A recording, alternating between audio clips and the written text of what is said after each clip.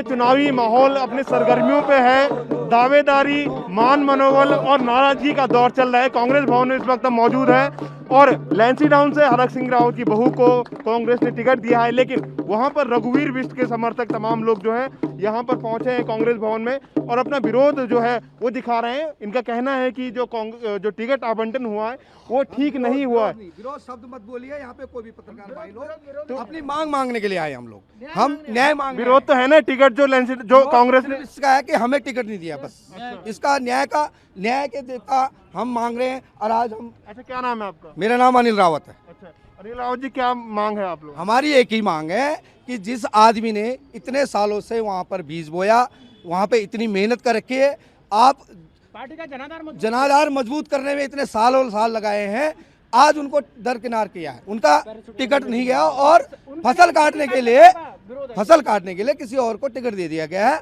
तो हम ये चाह रहे हैं कि अभी भी वक्त है, शायद हमारी मांग को मांग ले। हमारी जो भावना है सिर्फ ये है कि उनकी तरफ से कि रघुवीर बिष्ट जी को वहाँ पर विधायक के टिकट दिया जाए। अच्छा, अनुकृति गोसाई मतलब कैपेबल नहीं है, योग्य नहीं है? हम नहीं करेंगे उसकी, ये हमारा काम नहीं है। हम किसी को सर्टिफिकेट देने नहीं आए हैं कि वो ये होगा वो होगा। हम सिर्फ ये मांग रहे हैं कि रघुवीर बिष्ट जी को वहाँ का प्रत्याशी बनाया जाए। हमारी एक सिर्फ। आपका क्या नाम है सर? चंद्रमोहन जदली। अच्छा जदली जी, आपका क्या कुछ कहना है? जिस तरह से कांग्रेस ने अपनी लिस्ट जारी करी है, लैंसडाउन से जो है अनुकृति गोसाई को उतारा, क्या कुछ कहना है?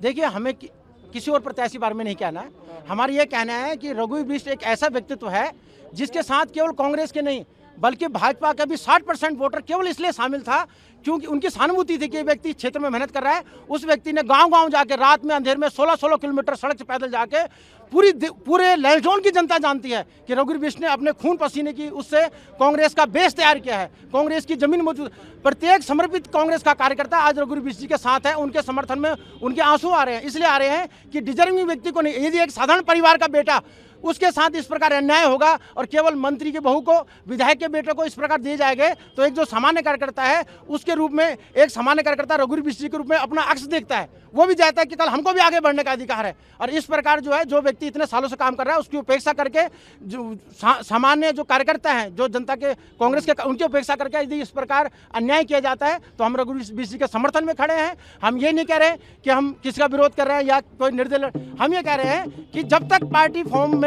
हमारे पास उम्मीद बाकी है, हम हमेशा संघर्ष करते रहेंगे। रघुवीर भाई के साथ हम डट के खड़े हैं। क्या वो निर्दलीय चुनाव लड़ेंगे? निर्दलीय, देखो एक चीज बताइए, हमने निर्दलीय चुनाव लड़ने के लिए क्या कांग्रेस का बेस मजबूत किया है?